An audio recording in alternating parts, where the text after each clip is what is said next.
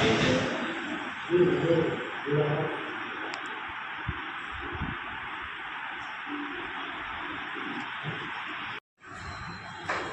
గారు రాజప్రసాద్ భారతీయ జనతా పార్టీ జిల్లా కోశాధికారి కుమార్ గారు నాటువాడు సమత కుమార్ కౌన్సిలర్ భారతీయ జనతా పార్టీ మాజీ కళాధ్యక్షుడు నాగమల్ల తిరుపతి భారతీయ జనతా పార్టీ సీనియర్ నాయకుడు నాకు కాంటాక్ట్ చేసిన కౌన్సిలర్ సభ్యులు ఉదయ్ గారు మండల మాజీ సర్పంచ్ భారతీయ జనతా పార్టీ సీనియర్ నాయకులు సంతోష్ రెడ్డి గారు భారతీయ జనతా పార్టీ సీనియర్ నాయకులు భారతీయ జనతా పార్టీ హనుమాన్ ఆశీర్వాద యాత్ర గురించి బండి సంజయ్ గారు కేంద్ర మంత్రివర్యులు బండి సంజయ్ గారు చేపట్టిన మహాపాదయాత్రకు సికింద్రాబాద్ నుండి అధిక సంఖ్యలో సీనియర్ నాయకులు కార్యకర్తలు మండలాధ్యక్షులు వార్డు మెంబర్లు బూత్ కమిటీ మెంబర్లు అందరూ అధిక సంఖ్యలో పాల్గొని ఆ సభను విజయవంతం చేయాల్సిందిగా పత్రికా ద్వారా మేము భారతీయ జనతా పార్టీ సుందరాల మండల రూరల్ వారికి తెలియజేస్తున్నాం. వారికి జిల్లా స్థాయి నుండి పెద్దపల్లి జిల్లా స్థాయి నుండి పెద్ద ఎత్తున కార్యకర్తలను కరీంనగర్కు తరలించడం జరుగుతుంది. ఒక 500 మంది ఈ యాత్రలో పాల్గొంటారు పెద్దపల్లి జిల్లా తరఫున. పెద్దపల్లిలో కరీంనగర్లో రేపు ఉదయం 7 గంటలకు మహాశక్తి ఆలయం నుంచి ప్రారంభమై కొండాంటి వరకు 10,000 మందితోటి మహాపాదయాత్ర చేపట్టిన ఆ యాత్రను విజయవంతం చేయవలసిందిగా ప్రతి ఒక్కరిని మేము పేరు పేరున కోరుతూ ధన్యవాదాలు తెలియజేస్తున్నాం. రేపు భారతీయ జనతా పార్టీ ఆధ్వర్యంలో జరగబోయే పండిత్ దీన్ దయాళ్ ఉపాధ్యాయ గారి జన్మదినాన్ని పురస్కరించుకొని శిక్షణా తరగతులు ప్రతి మండల హెడ్ క్వార్టర్లో రాష్ట్ర పార్టీ పిలుపు వరకు నిర్వహించడం జరుగుతున్నది. దాంట్లో భాగంగా సుందరబాదు దానిలో మేము ప్రకటిస్తాం.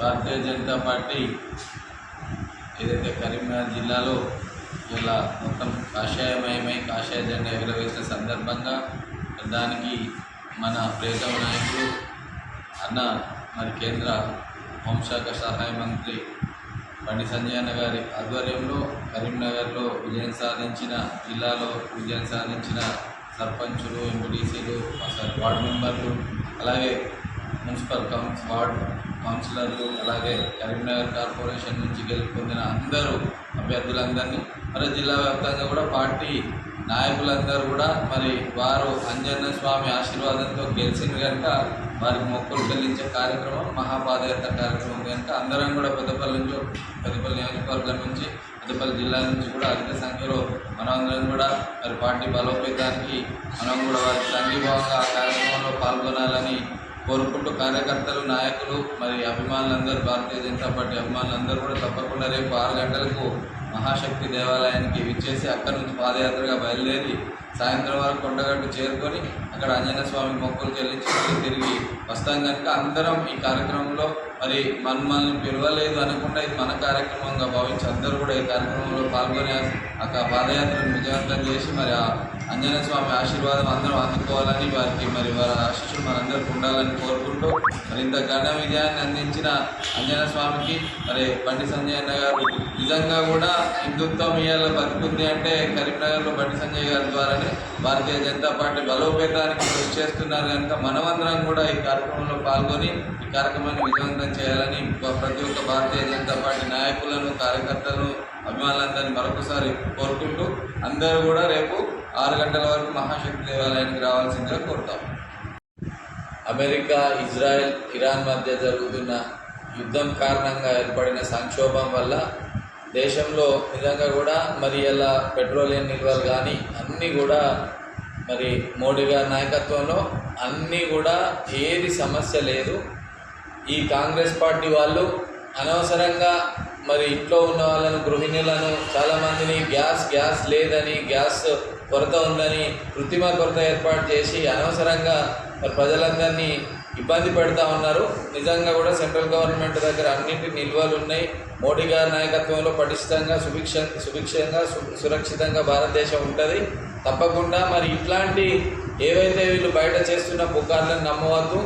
తప్పకుండా మనం అందరం కూడా దేశ అవసరాల నిమిత్తం అన్నీ కూడా 12 సంవత్సరాలకు సరిపడా నిల్వలు ఉంటాయి మన దగ్గర. మరి దీని గురించి అవగాహన లేదన్నా చెప్పినా కానీ ప్రజలు ఎవరు నమ్మవద్దని కాంగ్రెస్ పార్టీ చేస్తున్న నిజంగా నిన్న రాహుల్ గాంధీ మాట్లాడుతూ అంత మంచి మనకు ఏఐ కన్వెన్షన్లో మరి యూత్ కాంగ్రెస్ కార్యకర్తలు గొడవ చేయాలని అంత ఎంతో గొప్ప చేసుకుంటున్నాడు. సామాన్యుని కూడా అర్థమవుతుంది. మరి రాహుల్ గాంధీకి ఎందుకు అర్థమవుతుందో నాకు తెలియదు. కానీ రాహుల్ గాంధీ మాట్లాడే విధానం ఇలా కుటుంబం ఉన్నది, కుటుంబం పరువును మనం రోడ్డున వేసుకోవద్దు. మన దేశం అన్నప్పుడు మనం అందరం ఐక్యంగానే రాజకీయంగా ఎన్ని సమస్యలున్నా అందరం విత్ ఇన్ ద కంట్రీ ఏదైనా పొలిటికల్ ప్లాట్ఫామ్ మీద వాటిని వ్యక్తపరచాలే. కానీ మరి దేశ ప్రతిష్టకు భంగం అయ్యే విధంగా మరి ఆయన ఏ విధంగా ఆయన చిన్నపిల్లాడి మనస్తత్వంతో మరి దేశానికి చాలా నష్టం జరుగుతూ ఉంది. విదేశాల నుంచి వచ్చిన అతిథులందరూ భారతదేశం ఏ రంగంలో దూసుకుపోతుందంటే రాహుల్ గాంధీ ఒకటి వచ్చి ఏమీ జరగట్లేదు, ఏ రంగంలో మనం వెనుకబడి ఉన్నామని చెప్పడం ఆయనకి నిజంగా కూడా దేని మీద అవగాహన లేమితో మాట్లాడుతున్న దానికి నిదర్శనం. మరి వారికి బుద్ధి జ్ఞానం కలగాలని మేము కూడా దేవుని వేడుకుంటున్నాం. మరి నీకు అవగాహన లేనప్పుడు సలహాలు తీసుకొనైనా ముందుకు వెళ్తే బాగుంటుంది. కానీ దేశ ప్రతిష్టను కాపాడాలి. భారతదేశానికి ఏకైక రక్షకుడు ఇలా భారతదేశ శ్రీరామచంద్రుడు అంటే నరేంద్ర మోడీ గారు. ఏ సమస్య ఉండదు, ప్రజలందరూ కూడా మంచిగా సురక్షితంగా ఉంటారు. అన్ని నిల్వలు ఉన్నాయి, గ్యాస్ ఉన్నది, పెట్రోలియం నిల్వలు ఉన్నాయి. ఎవరు కూడా కన్ఫ్యూజన్ గురి కావద్దు. కాంగ్రెస్ కల్లబొల్లి మాటలు నమ్మద్దు. వాళ్ళు ఇచ్చిన హామీల మీద నిన్న రేవంత్ రెడ్డి గారు మాట్లాడుతూ మేము చేయలేమని చేతులు ఎత్తేసిండు. దాని గురించి మాట్లాడాలి ప్రజలు. దాని మీద ఆయనకు శిక్ష వేయాలి. కాంగ్రెస్ పార్టీకి కానీ భారతీయ జనతా పార్టీ ఉన్న రోజులు భారతదేశం సురక్షితంగా సుభిక్షంగా ఉంటుందని తెలియజేసుకుంటూ పుకార్లను నమ్మవద్దని మరొకసారి ప్రజలందరినీ పెడతా ఉన్నాను. ఇది కూడా మీరు కొద్దిగా హైలైట్ చేయాలి. అన్ని దేశాలలో ఇవాళ పెట్రోలియం ధరలు పెరిగినాయి. ప్రతి దేశంలో మన చుట్టూన్న ప్రపంచంలో ఉన్న అన్ని దేశాలలో పెట్రోలియం ఉత్పత్తులు ఒక భారతదేశంలోనే ఐఎస్టీగా ఇదివరకు ఏదైతే ఉన్నదో మనకి ఇదివరకు ఏదైతే ఉన్నదో అదే రేట్లకు ఇంత కూడా హైక్ లేకుండా ఇవాళ అందిస్తున్న ఏకైక దేశం మరి మోడీ గారి నాయకత్వంలో. ప్రజలందరూ కూడా బాగున్నారు. అది ఓర్వలేక చూడలేని కాంగ్రెస్ పార్టీ చేస్తున్న నిరాధారమైన ఈ ఆరోపణలను మీరందరూ కూడా విజ్ఞులందరూ కూడా ఆలోచించాలి. ప్రజలందరూ కూడా మరి వారికి తగిన బుద్ధి చెప్పాలని తెలియజేస్తాం. షిప్లన్నీ కూడా మన భారతదేశ షిప్లని ఇలా దౌత్య విధానంలో మరి జయశంకర్ గారు కానీ ఇలా మాట్లాడి మరి ఇరాన్తో మాట్లాడి మన నౌకలన్నీ కూడా సముద్ర నౌకలన్నీ కూడా ఇలా ఇండియాకి వస్తున్నాయంటే భారతదేశ దౌత్య విధానం అందరితో మన పొరుగు దేశాలతో ఉన్న మంచి సంబంధాల కారణంగానే ఇవన్నీ మోడీ గారి నాయకత్వంలో జరుగుతున్నాయి. కనుక మంచి జరగడాన్ని ఓర్వలేని వాళ్ళు చేసే విమర్శలే తప్ప భారతదేశం ఎప్పుడు కూడా మోడీ గారి నాయకత్వంలో బాగానే ఉంటుందని తెలియజేస్తాం.